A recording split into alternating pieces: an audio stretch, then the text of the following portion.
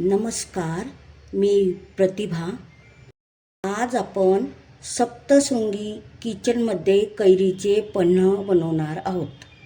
मला कैरीचं पन्ह बनवायचं आहे. त्यासाठी आपण घेतलेली ही तोतापुरी कैरी, हिला कोणी तोतापुरी म्हणतं, कोणी कलमी म्हणतं.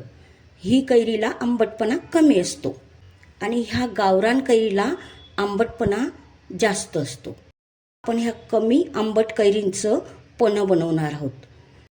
रणरणत ऊन झालेलं आहे, गरम खूप व्हायला लागला आहे, तर शरीराला थंडावा मिळवण्यासाठी आपलं पन्ह झालंच पाहिजे.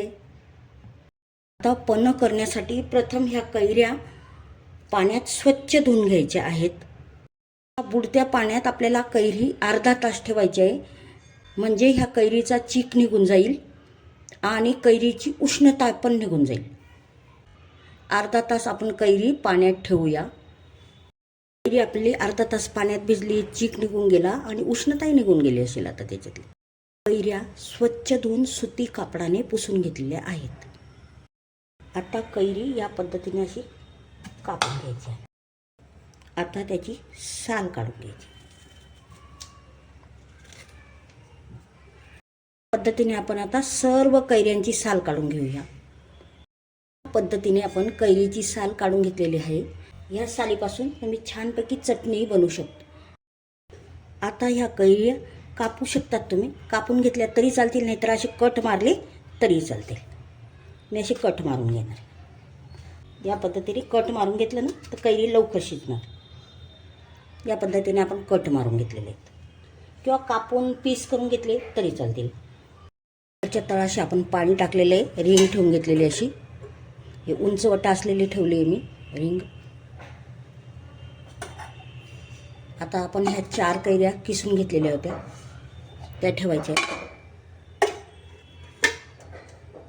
मध्ये आपण 1 ग्लास पाणी टाकून घेणार. आता कुकरच्या शिट्ट्या करून घेऊया. 6 शिट्ट्या.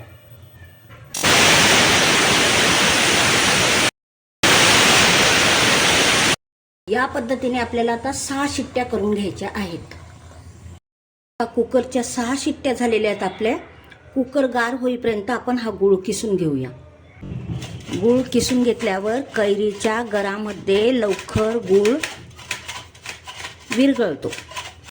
तिने आता आपण कुकर खोलून बघू शकता किती अप्रतिम झालेलं आहे. अगदी मऊ लुसलुशीत झालेलं आहे. सर्व गर निघलेला आहे. हा कोय किंवा कैरीचा हा मधला कडक भाग, याचा गर कसा काढायचा ते सांगते. कैरीचा गर चमच्याच्या साहाय्याने असा काढून घ्यायचा. पूर्ण गर निघतो, बघून घ्या.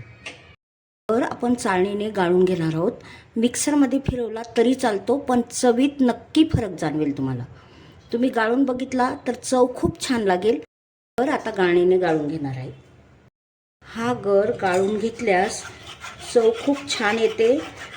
वेळ नसेल तर मिक्सरमधून फिरवा, वेळ असेल तर या पद्धतीने करा. हे बघा आपला गर किती छान झालेला आहे. वेळ गेला पण चव लागते. ह्या वाटीने मी गर मोजून घेतला होता. 1 वाटी गर आहे, तर आता अर्धी वाटी आपण गूळ घेतलेला आहे. तुम्ही गुळाचं प्रमाण कमी जास्त करू शकता. घेतली होती ती कमी आंबट आहे, त्यामुळे गूळ कमी लागतो. त्यांनाच केसर टाकायला पाहिजे होतं, पण आता टाकलं तरी पण्याला कलर छान येईल. हे बघा थोडंसं केसर टाकून घेते मी. आपण किसून घेतला होता त्यामुळे विरघळायला मदत होईल. थोडीशी काळी मिरी पूड टाकलेली आहे. आवडीप्रमाणे, आवडत असेल तर टाकू शकता. जिरा पावडर, थोडीशी टेचून घेतलेली इलायची. 20 मिनटं याला रेस्ट होऊ दे, कारण की गूळ व्यवस्थित मिक्स झालेला आहे, पण थोडंसं अजून असेल ते मिक्स होईल. आपलं अगदी अप्रतिम चवीचं पन्ह झालेलं आहे. कलरसुद्धा किती सुंदर आलेला आहे, बघू शकता तुम्ही. अतिशय छान गूळ पण विरघळलेला आहे. आपण मिक्सरमधून काढलं नाही तरी गूळही किती छान विरघळलेला आहे, बघू शकता. पाहुणे आल्यावर पटकन असं 2 चमचे टाकू शकतात आणि त्यात थंड पाणी ओतलं की आपलं पन्ह तयार झालं. च्या बरणीत भरून झाकण व्यवस्थित घट्ट लावायचं आणि 20 दिवस आरामशीर फ्रीजमध्ये टिकतं हे पन्ह. गरम खूप व्हायला लागलं आणि त्यात हे थंडगारपणं. दुपारी रोज एक ग्लास प्यायचं. ते माठातलं थंडगार पाणी मिसळलंय मी.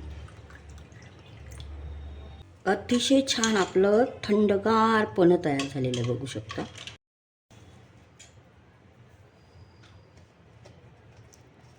या पद्धतीने बरणीत पणं भरल्यावर फ्रीजमध्ये 15 ते 20 दिवस आरामशीर टिकतं. त्या उन्हात या पद्धतीने कैरीचं पन्हं बनवा.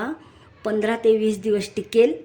मस्त रोज एक ग्लास प्या आणि सप्तशृंगी किचनला लाईक, शेअर, सबस्क्राईब करा, कमेंट करा.